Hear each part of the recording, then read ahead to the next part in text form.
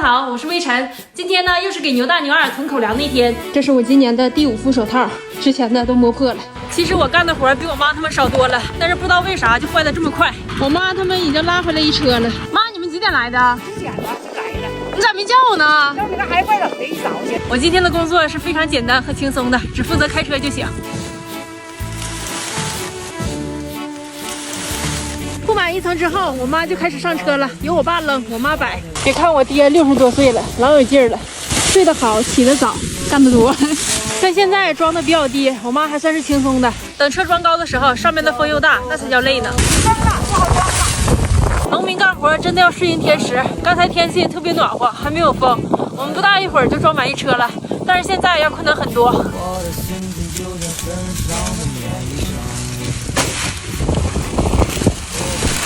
我感觉都快要冻僵了，还不如干点活呢，还能热乎一点。但是那么高的车我还进不上去，风实在太大了，我爸装不动了，就先回家了。等没有风的时候再来装。你就在车上坐着吧，不用下来了。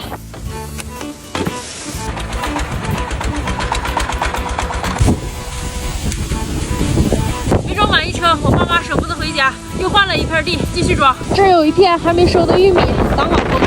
西边窄吧，往西跺跺吧。我爸他们在这儿装呢，暂时还不用我开车。我来这片地捡点苞米。哎，捡着个半拉的，这儿还有个整穗的。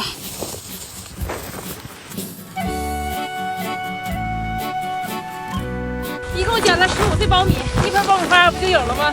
妈，我上去给你装去。拉倒吧，我都装不好，你能装好？看来我的能力还没有得到我妈的认可。明年秋收的时候，我好好练练，尽量把它从这个岗位给踢掉。拿根绳给它拢上，加固一下。妈，擦了。到地方了，准备卸车。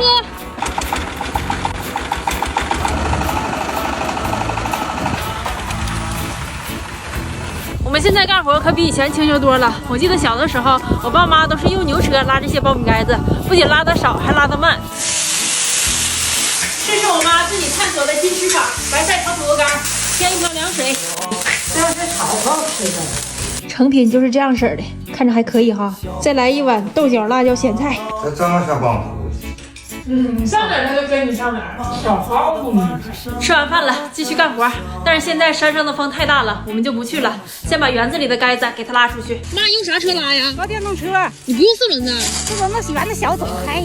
蹦蹦跳跳的，在苞米杆子上找耗子呢。别整了，叶子全让你扑得掉了。这小狗全搅和了。哎，还不错哈，抓住一个。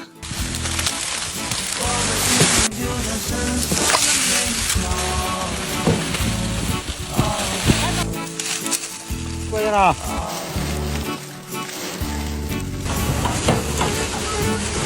地上还落了好多玉米棒，给它捡起来。喂老牛，大人2岁，孩子1岁，不影响。